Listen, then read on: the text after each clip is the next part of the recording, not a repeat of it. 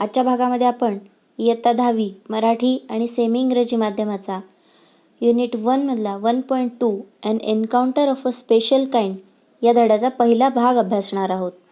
हा धडा मोठा असल्यामुळे आपण याचा दोन भाग केलेले आहेत आणि त्यातला पहिला भाग आज आपण अभ्यासूया.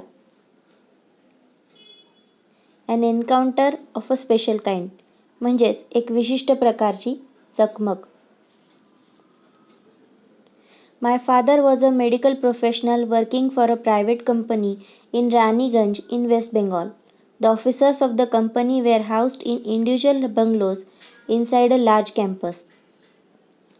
माझे वडील वैद्यकीय अधिकारी होते आणि ते एका खाजगी कंपनीमध्ये पश्चिम बंगालमध्ये असणाऱ्या रानीगंज या ठिकाणी काम करत होते. तिथे सर्व जे अधिकारी होते कंपनीचे त्यांच्यासाठी स्वतंत्र घरांची एक मोठी वसाहत स्थापन करण्यात आलेली होती. म्हणजेच तिथे त्यांच्यासाठी क्वार्टर व्यवस्था तयार केलेली होती. Our house was in a corner of the campus. The officers club was adjacent to the boundary wall of our garden.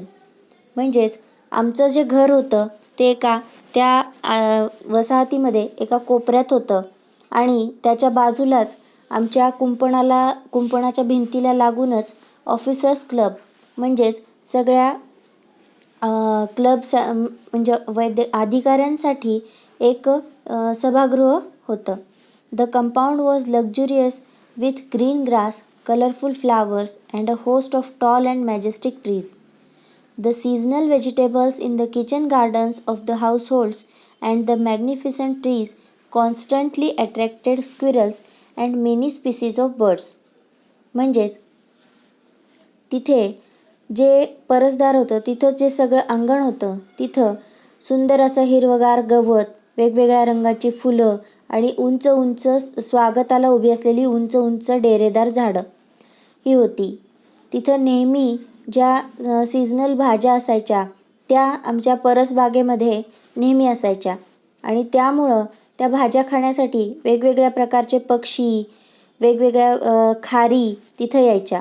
A group of langurs had even made their den in an ashwattha tree near by. म्हणजे तिथंच जे अश्वत्थाचं झाड होतं मोठं त्याच्या ढोलीमध्ये जे वानरं होती त्यांच्या टोळीने त्यांचं घरच बनवलं होतं. They had all become a part and parcel of our existence and daily life. म्हणजे ते आमच्या रोजच्या जीवनाचाच एक भाग बनून गेले होते. A small incident on a Saturday afternoon left a profound effect on me and unfolded before my eyes a whole new dimension to the wonders of God's creation. एक छोटासा शनिवारच्या दुपारी घडलेला एक छोटासा जो प्रसंग होता त्यांनी माझ्या मनावरती खूप खोल परिणाम केला आणि माझे डोळे उघडले की देवाने जी सृष्टी बनवलेली आहे त्याच्यामध्ये जे वेगवेगळे चमत्कार आहेत त्याच्याकडे पाहण्याचा एक नवीन दृष्टिकोन मला दिला. It was a few days into the puja vacation.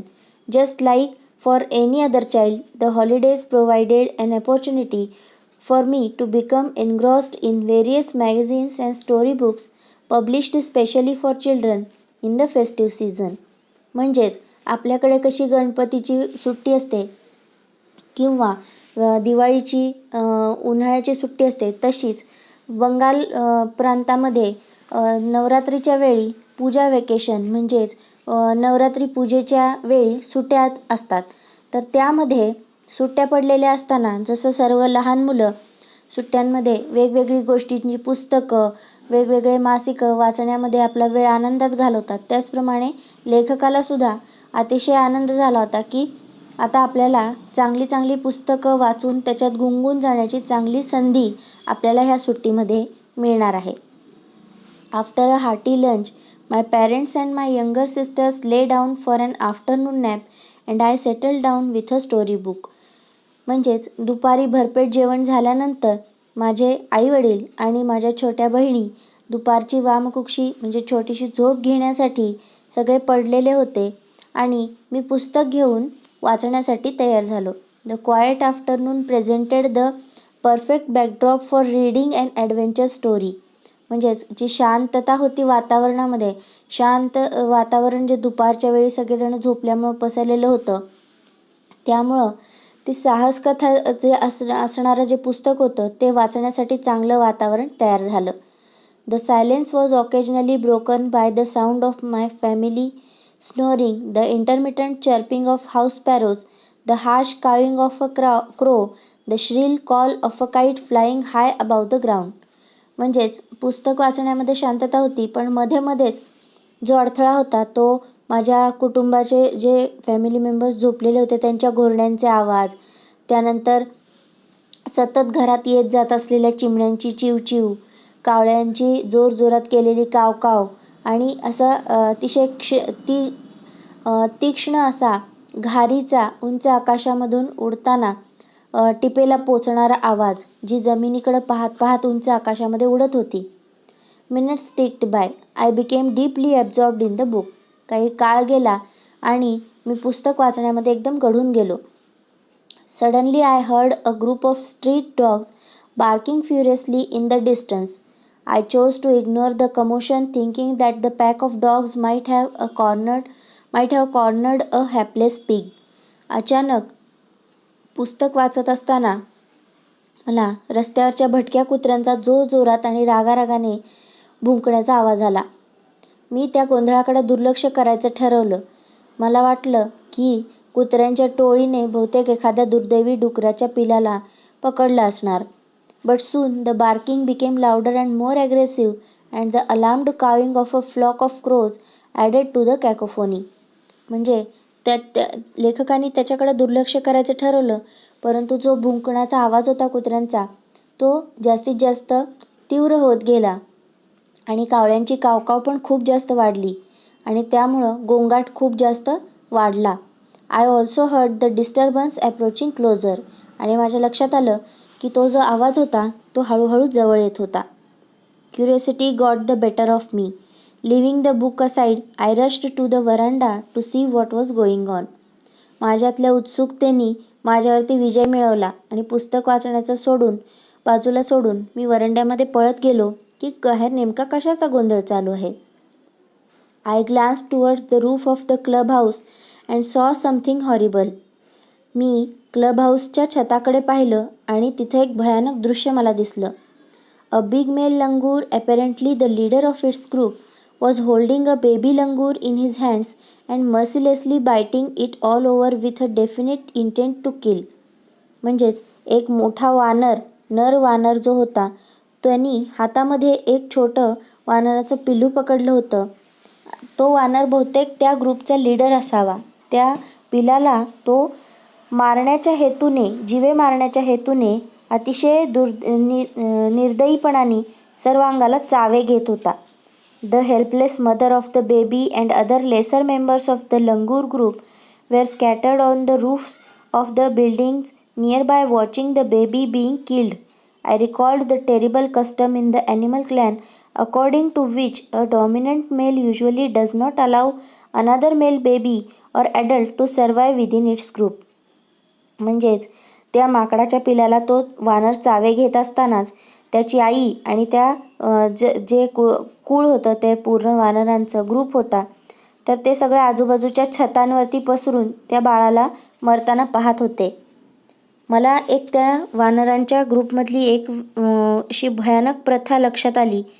असं मानलं जातं की जो मुख्य नर वानर असतो तो त्या गटामध्ये दुसऱ्या एखाद्या नर वानराच्या पिलाला किंवा एखाद्या ॲडल्ट वानराला म्हणजे नर वानराला त्या ग्रुपमध्ये जगू देत नाही, कारण त्याला त्याचं पद जाण्याची भीती असावी. Without losing any time I gathered a stout stick in one hand and hurled a piece of stone at the marauding langur. म्हणजेच एकही क्षणाचा वेळ वाया न घालवता मी एक मोठी अशी चांगली काठी घेतली आणि एका हातामध्ये दगडाचा तुकडा घेतला आणि त्या अटॅक करणाऱ्या म्हणजेच काहीतरी मारण्यासाठी शोधणाऱ्या किंवा ज्या पिलाला जिवे मारण्यासाठी प्रयत्न करणाऱ्या वानरावरती भिरकावला. The langur was so infuriated that it hardly took any notice of my assault. But then I started throwing more stones. The dogs on their part raised their pitch of cry. म्हणजेच तो जो नर वानर होता तो इतका चिडलेला होता की त्याला जे माझा हल्ला होता त्याच्याकडे त्यांनी लक्षही दिलं नाही.